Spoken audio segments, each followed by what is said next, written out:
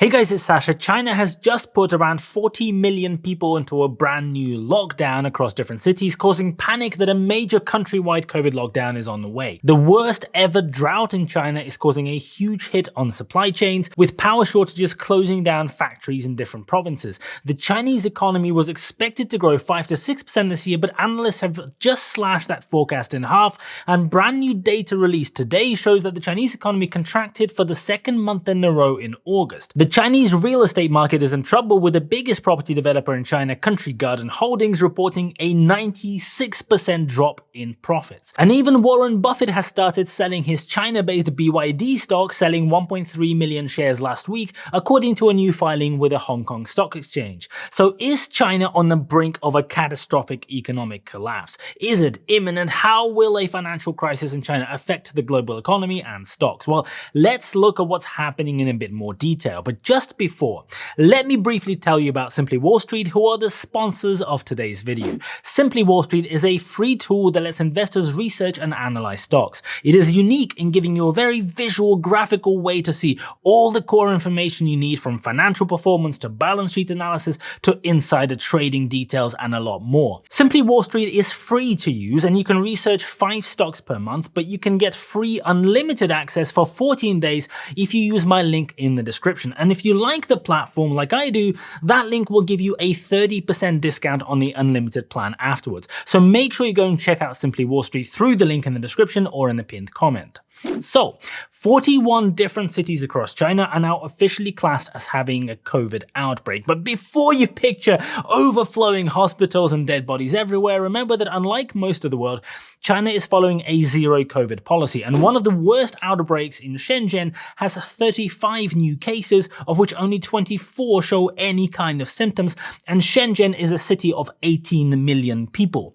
About half of Shenzhen has now gone into a lockdown as a result, starting today, although more districts are expected to be closed down in the coming hours. Guangzhou, a city of about 19 million people near Hong Kong, has reported 5 new cases, which of course warrants complete closure of large parts of the city and all kindergartens and schools. It appears that a new strain of COVID in China can spread via the internet, because all offline school sessions have also been cancelled. Along with these 2 large industrial cities, the port of Dalian, Chengdu and Shijiazhuang are among the cities also being closed down. This is the biggest lockdown since the one China ordered at the end of March, when companies like Tesla had to shut down production in their factories for a month. So far, Shanghai, where Tesla has its factory, Zhengzhou, which is Apple's biggest iPhone factory, and other major production sites around the country remain relatively unaffected. So we are not seeing a direct hit on those production numbers through factory closures, but there is a big concern that production rates in Q3 might still get affected. If the COVID situation in China worsens over the next few days, and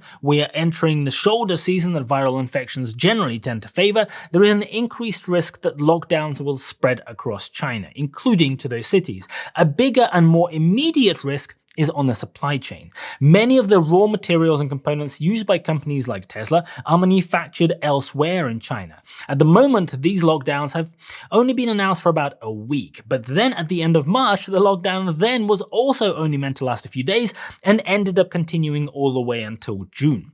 And China is now finding itself with a new problem they didn't anticipate: an energy crisis. Now, we already have a major global energy crisis, what with Russia getting sanctions on its oil and gas, the price of oil and gas going through the roof and all of that. But China has benefited from the situation pretty much because they've struck deals to buy Russian oil at a discount, and they've fast-tracked discussions on building even more new gas pipelines.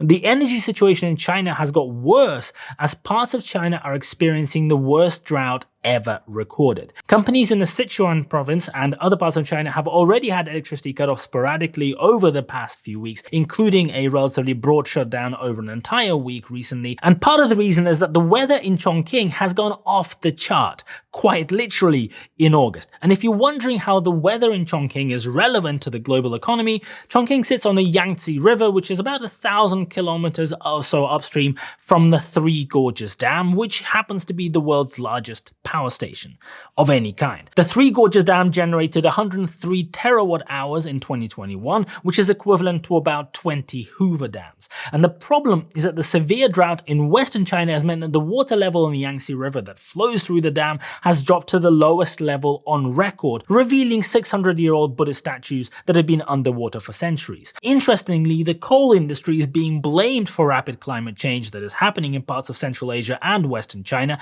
and China just happens to be building more coal-powered stations than the rest of the world put together. So I guess in a way what goes around comes around. So we have a new COVID lockdown threatening to destroy Q3 for China just like it murdered Q2. We have an unprecedented drought that has destroyed harvests and is now also significantly affecting energy supplies in China over the past 6 months, and potentially going to continue affecting them over the next 6 months. And this is coming on the back of the news that Chinese factory output has contracted for 2 months in a row. China's official manufacturing purchasing managers index was at 49.4 during August in brand new figures that came out a few hours ago, and it was 49.0 in July. And any number below 50 indicates a contraction.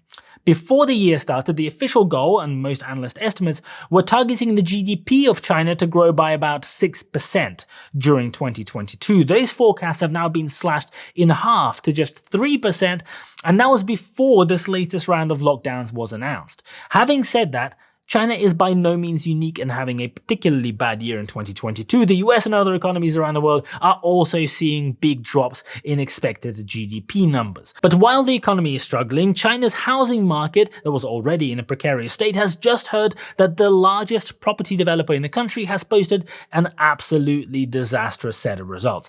Profits at Country Garden have collapsed by 96%, and the company has blamed everything from a severe depression in the Chinese property market to COVID lockdowns to hot weather. Standard & Poor's have already forecasted a 30% drop in property sales in China this year, although these latest figures indicate that the situation could be even worse, and these lockdowns may not help at all. And there is a growing trend of people protesting and halting their mortgage payments because China has seen a growing trend in builders selling apartments to people before actually building them, using the money raised to go and build them, and there has been a spike in a number of these projects being delayed or cancelled altogether as property companies are collapsing because of the property market issues. The Chinese Communist Party has certainly got a lot on their plate, and there is a growing number of news organizations and social media commentators saying that China's economy is about to completely collapse. And the risk is certainly there, and it is relatively high. There are enough warning flags waving. But a complete collapse of China's economy is far from certain. Just last week, China passed a huge $148 billion stimulus package to support economic growth. Inflation in the US at the moment is at 8.5% and growing, and in the UK inflation just broke the 10% mark. Gas prices are still incredibly high as Russia has just started maintenance of the main Nord Stream pumping station, which means no supplies for a few days, and with winter fast approaching in Europe, and Russia only sending about 20 to 30% of the normal amounts of gas in recent weeks, there is every chance that gas prices through the winter are going to look very ugly. But with the situation in Europe and the United States continuing to look bad, China's inflation is at only 2.7%. And while the Fed is increasing rates, trying to battle inflation, scaring the whole stock market, China is stimulating their economy. The various geopolitical risks seem to have largely subsided. The Taiwan crisis that erupted when Nancy Pelosi turned up for an unannounced visit has largely passed, and just a few days ago the Chinese regulators reached an agreement with the US authorities on new auditing standards. There has been a major risk hanging over Chinese stocks being delisted from US stock exchanges, and while that risk is still very much there because the SEC and Gary Gensler are not a fan, and the ADR structure is a one-sided smoking time bomb where the CCP can at any point declare the ADR shares to be worthless, the risk has certainly reduced somewhat through this new announcement. And Warren Buffett's Berkshire Hathaway has just sent shockwaves through the Chinese stock market by announcing that they have sold some of their BYD shares. In recent filings, they announced that they sold 1.3 million shares of BYD at 277 Hong Kong dollars, which is about 47 million US dollars in total. And on the one hand, 1.3 million shares is not a lot because Berkshire Hathaway is the third largest shareholder of BYD with with 225 million shares before this latest sale.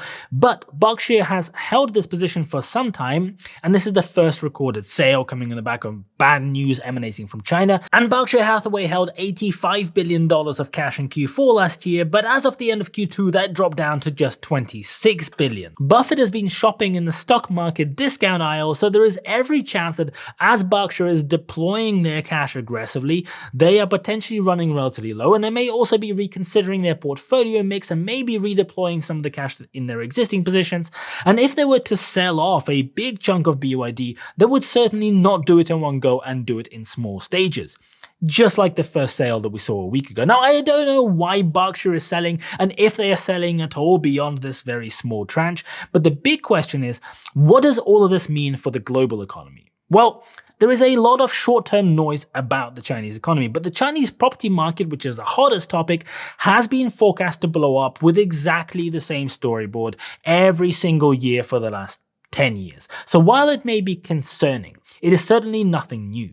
China may well see energy issues in the short term, but as the weather shifts heading into winter, these issues may well ease with rainfall. And remember that China is busy buying cheap Russian oil all at the same time, and as Europe weans itself more and more off Russian oil and gas, that is only going to mean that China will be buying more of it at ever discounted prices. Oh, and remember that China builds approximately 69 coal power stations per second, so there is that as well. The zero COVID policy is one of the bigger risks for China and looks particularly dumb when the rest of the world has largely given up on containing COVID after a big vaccination drive, and it may well continue costing China a lot in production in Q3 and beyond, with the economy potentially contracting. But will that, along with the collapsing housing market, affect the global economy? Well, China's financial system and the housing market are very insular and somewhat protected from external factors. And that acts as an effective protective barrier from outside forces affecting the ability for China to grow in the good times, but it has very much also got the capacity to contain the financial crisis within China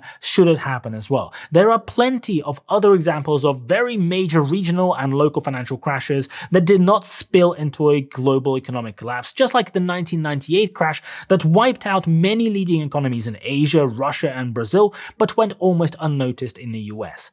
All I am seeing at the moment is massive panic in the stock market. Analysts are having a competition on who can forecast the highest level of inflation to get the news headlines. The stock market is trembling over every word that Jerome Powell says about interest rates going up.